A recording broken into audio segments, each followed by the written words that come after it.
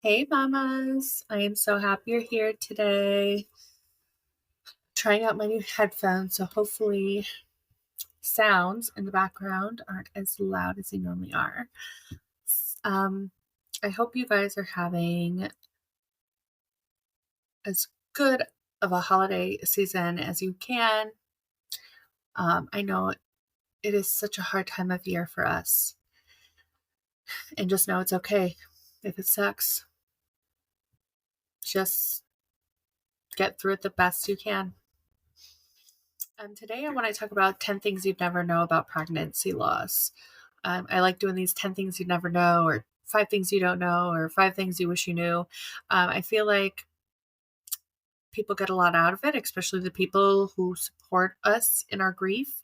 So I want to give them another 10 things you'd never know about pregnancy loss. And let's jump right in.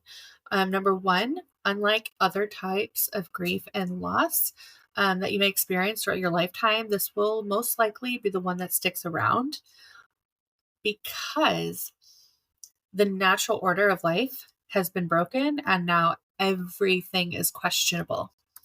And what I mean by that is parents are not supposed to outlive their children. It is not the natural order. As we grow old people die, young people grow up, babies are born, they grow up. We are not supposed to live without our babies. And because this can happen and it happened to us, we are always in a state, even if it doesn't seem like it, some sort of a state of chaos internally because we know anything can happen. Because the one thing that was never supposed to happen happened. And that's something I want you to know if you're a doula, if you're a family member supporting somebody going through loss. It's a doozy. And I don't mean that jokingly. It is always going to be with them, with us. Number two, we have a hard time trusting ourselves now. Not only do we feel like we let our baby die, which let me just say is farthest from the truth, but especially in the beginning of our grief, that is how we feel. But we didn't seek help when we had an internal nudging. Like even the thought that we have, like, I haven't felt them in a while. I hope she's okay. And instead of taking action or calling our doctor, we're just kind of like, we're taught to think that it's just going to be okay. I mean, how many times have we seen this whole, well, I just don't want to call my doctor because I don't want to be annoying.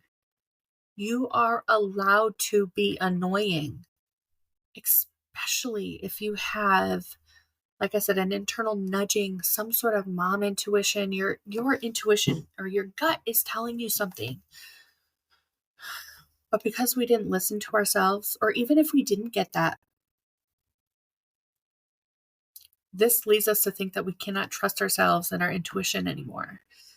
And this is one of those things that it's probably one of the hardest to get through and work through and to trust ourselves again. I felt the same way with Evelyn.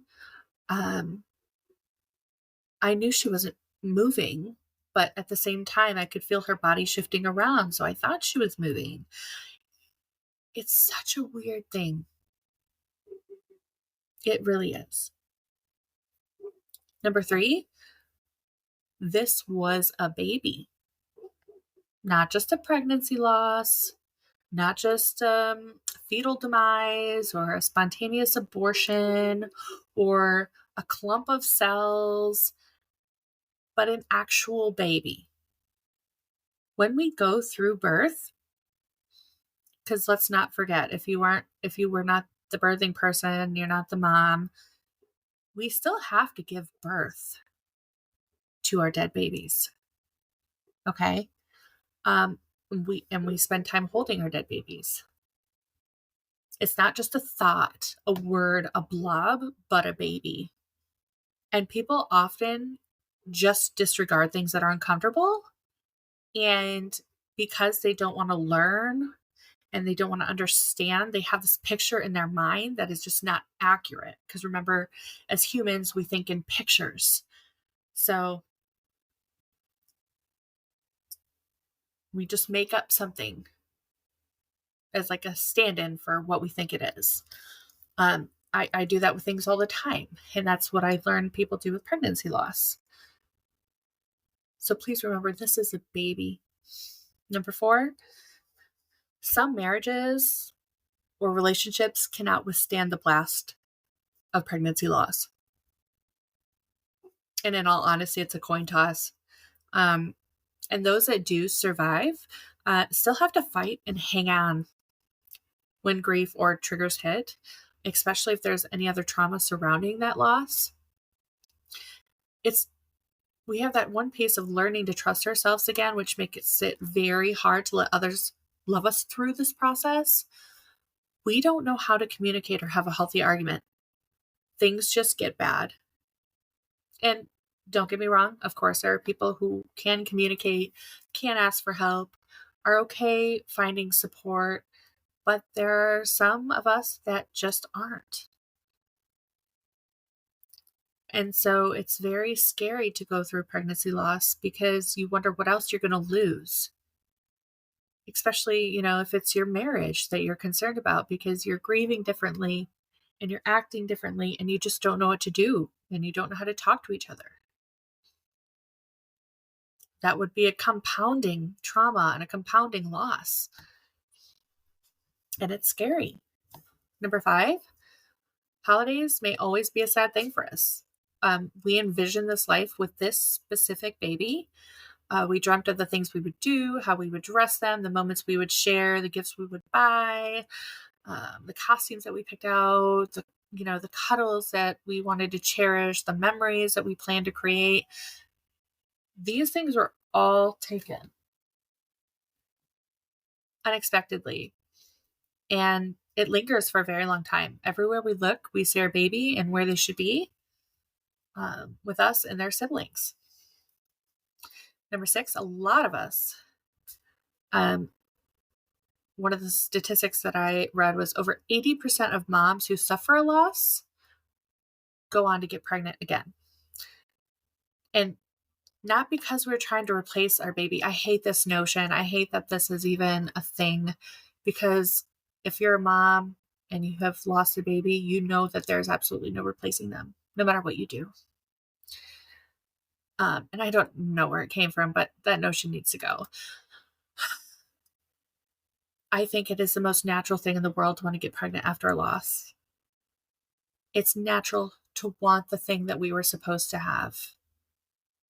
And just because we lost our baby doesn't mean we don't deserve to go on and get pregnant again and experience those things with a new baby, a new life, a new soul. Number 7, our priorities completely shift. Maybe not in the beginning because our focus is on survival, but we eventually adopt this. We don't sweat the small stuff anymore. And I thought this was the biggest problem for the longest time because I couldn't do small talk anymore. I couldn't talk about the weather. I get very annoyed. People talking about other people and being gossipy and all of these things that just didn't matter. We learn what actually matters and that we have no control over any of this thing called life. Especially us A-type moms who need to control our surroundings and ourselves and others to feel safe. It's all of a facade. And that makes life just a bit more precious to us because we know this now. The illusion is that we are in control because it would drive us crazy to think otherwise. Number 8, we take more time experiencing things rather than documenting them.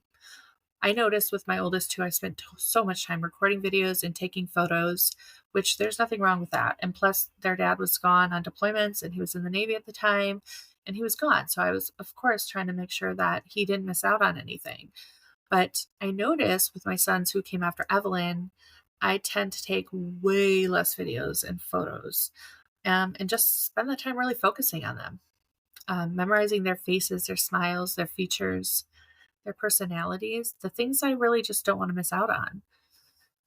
Number 9, I find that a lot of us become these comfort seeking homebodies. We can go out in public and be social, but it is exhausting when we're around the wrong people. The people who haven't suffered something so life altering that all they have to talk about is other people. And again, talk small talk and talking about the weather and things that don't matter and complaining about their circumstances and their health.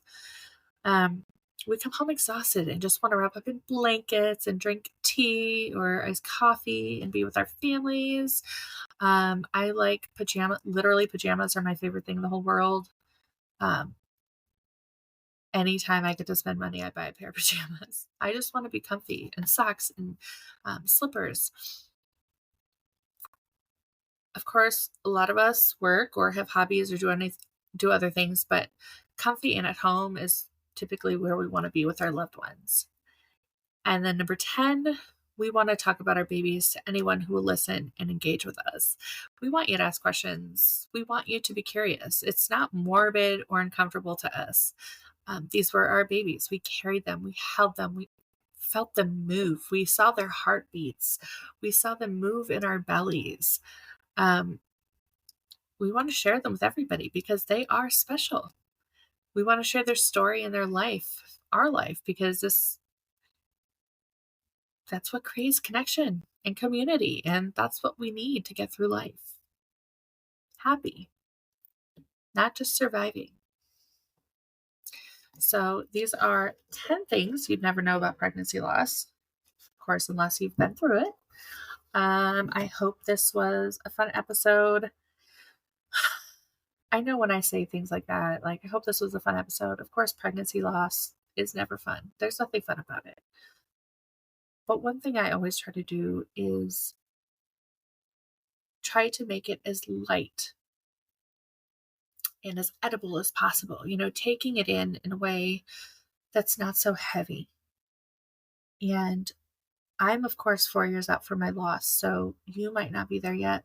You might not like my sense of humor and how I talk about things yet, and that's okay.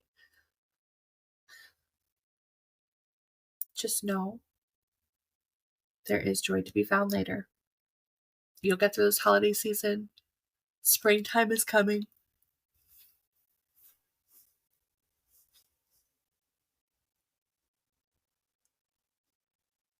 I'll see you next week.